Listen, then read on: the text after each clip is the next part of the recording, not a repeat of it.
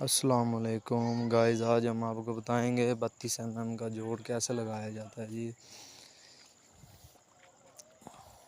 मेरे चैनल को सब्सक्राइब करते रहें जी। ये 32 mm का जोड़ सिर्फ तकरीबन मैक्सिमम तकरीबन 15 से 10 सेकंड टाइम होता है इसको लगाने के लिए।